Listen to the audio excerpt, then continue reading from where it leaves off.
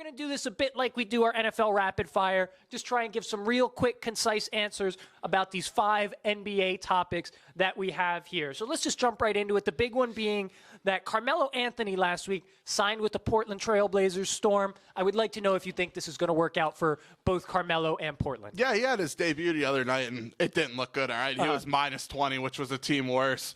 4 of 11 shooting, 10 points. He was 2 of 3 from 3, so that was kind of encouraging because I think that's the kind of role the Blazers are going to look from Carmelo. It's going to be I know he started the other night, but I think someone sat. I can't remember who it was. But I think they're going to look for him to come off the bench to be a three-point shooter. And for this to work, Carmelo just has to accept his role. He can't be over there shooting 15, 20 shots a game. They're going to give him about 10 to 15 minutes. He can't go crazy, do his job, hit a few threes, and, move forward. But to me, the Blazers are still shot, regardless. I mean, the Carmelo signing was just it was just desperation for them, really, at this point. Yeah, I kind of agree. I do hope it works because I do like Carmelo Anthony as a player, and if it were going to work anywhere, this is the situation in which it might. They lost Collins for a while. They're without Nurkic right now. They need some firepower, and I agree with you. He should come off the bench and just be kind of a quick moment scorer for them. What's the word I'm looking for? Sharpshooter. He'll be kind of like a spark plug for the team. Yeah. Come off the bench, exactly. hit a 3. Like bring a spark off the bench, hit a couple of threes. I just don't know if his offense is at the level where it can account for how little defense he plays. And he's never played a lot of defense. Yeah, that was always But his he used thing. to be able to drop 35 at the drop of a hat. But that was in a different NBA where people shot a bunch of mid-ranges, and that's not the case anymore. He's never been a three-point specialist. So maybe he changes his game for that. So I hope it works. The opening is there for him. Yeah. I'm just not sure if he's at the point as a player where he can actually capitalize on it anymore. Yeah. Which is a shame because I like Melo. I do. Yeah. I mean, if he just accepts his role, I think he'll be okay. And I think he'll ride out the year for him and maybe give him an opportunity next year. But yeah, I we'll hope see. so. Moving a little further out west to the coast, we're going to talk about the LA Lakers real quick. And even though they've gotten off to a really hot start, as of yesterday, they were 11-2. I'm not sure if they had a game last night, but I think that's one of the tough parts about prepping for this show with the NBA guys. Shit's always changing. But anyway, they got off to a hot start. But they've been utilizing LeBron a lot. He's playing around 38 minutes a game, averaging, 28, 11, and 6. Falling out. Yeah, it's looking good. Do you think that the Lakers are too dependent on LeBron right now and that they're making a mistake by overworking him this early in the season? Yeah, I definitely think it's a concern. I mean, we all know LeBron is a physical specimen. I mean, this guy comes out, balls. I know there was a little concern, a couple injuries in the second half last season, so people thought he might start getting washed. He's clearly proven that wrong. He had a triple-double the other night, so now he has a triple-double versus every team in the NBA, which is unbelievable. Like that's ridiculous. That's just so impressive. But yeah, I kind of thought the point of bringing AD in was to take some of the heat off of LeBron. And while AD's playing well, it's more on the defensive side, even though he's had his offensive output.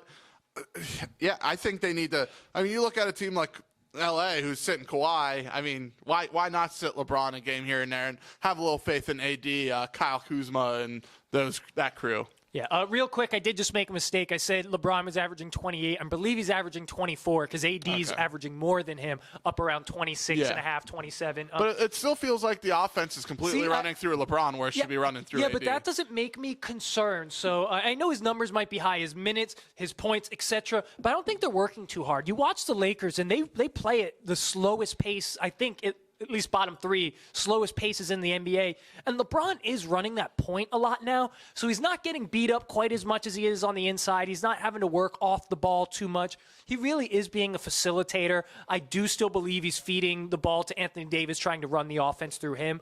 And honestly, this is what LeBron's legacy is built on. It's the longevity and his ability to play almost full seasons, to stay healthy. And I think that groin injury was kind of a freak accident. Oh, for sure. Nothing you can obviously prepare for, anything like that. So I think LeBron is doing this right now to get his team momentum early. I think he wants his dudes to gain some confidence, really get into a flow early so they're not where they were last season where they're panicking late in the season.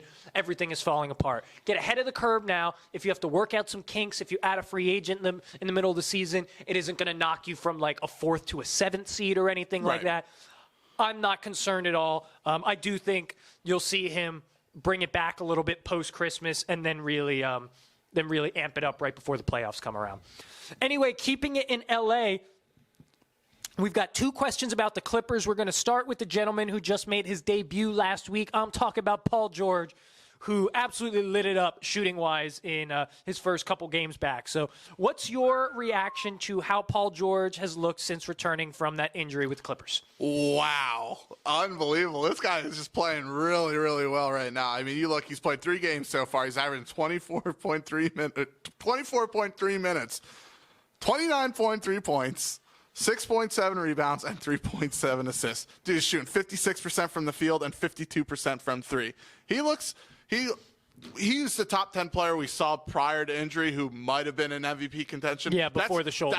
That's how he's looking right now. And I know they're 2-1.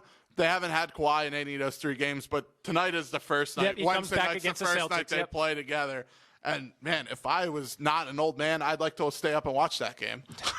Yeah, I mean, Paul George, I will admit, he has looked a lot better than most people do coming off of an injury. And I think we're seeing what we all know Paul George to be. He's a really unique scorer with his size and obviously an elite defender. He's what every team wants in their small forward. My concern with him has always been his performance in big games when it matters and his durability. He does have an injury history. Now, obviously, Kawhi is the guy, but I'm sure they're going to rely on PG a couple of times in the playoffs or in big games, and I want to know how he executes then. So he's looked good. I'm not putting that much stock into it yet, though. Yeah, I mean, for that team itself, it's not going to come until the playoffs anyway. Because they're guaranteed a 1 through 3 seed, I'm sure. I don't even know, but they're guaranteed to get in, and once they get in, we'll really see what the Clippers are made of. So kind of keeping with that thought, you just mentioned tonight is Kawhi's first game back, but before this, he had missed 3 straight. It's kind of vague as to whether it's injury or load management or kind of mixture of both, but should we be worried about Kawhi's health or the amount of load management that he's had this early on in the season? Yeah, I mean, do you think he was just giving the middle finger to the NBA for them finding the team a little bit for being I don't know. But there is a tad concern. I mean, we have to look at it. He missed, I think it was 22 games last year in the regular season to load management, and he's a little above that pace right now. I think he said, 5 he's missed already? Yeah, I think he's missed 5 already. So, yeah, I mean, there is definitely a little concern. I'm not there yet, though. We'll see what happens after Christmas going into the All-Star break and stuff to see if we should really be concerned about his health. Yeah, I'm not concerned. It just kind of sucks as an NBA fan. I get what the Clippers are doing.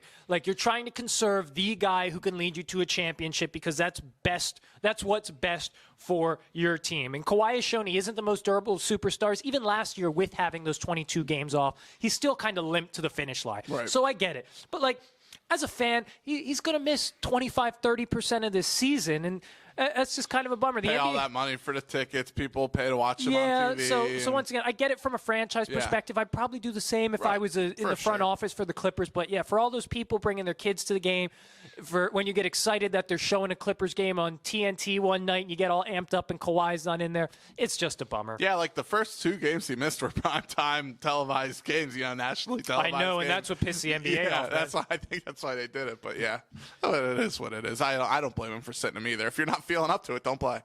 Yeah, well, someone who has been feeling up to it has been James Harden, and he's been showing it by averaging just shy of 40 points so far this year. It's 39.5 right now. It's ridiculous. It's over 39. So, first question, 2-parter right here. Is James Harden averaging, if he averages 40 points a game for the season, is it a big deal? Yeah, you're damn right. 40 points per game for a season is ridiculous. And he's doing it with Russell Westbrook, who's also a ball-dominant player. And don't get me wrong, Westbrook's getting his too. He's getting 24.5 points per game. I think it's impressive. I don't care. I mean, I know he shoots 50 shots a game, obviously exaggerating. But a lot of free throws. Yeah, a lot of free throws. And they're winning. I mean, they're 3rd in the West right now. So whatever works. Impressive, yes. Big deal, not unless they get to the finals. That's really all I have to say. I know James Harden can average 40 a game. Yeah. I know this. My question is, can he average 28 a game in the playoffs leading up to a Western Conference championship? That's what I want to know. Right.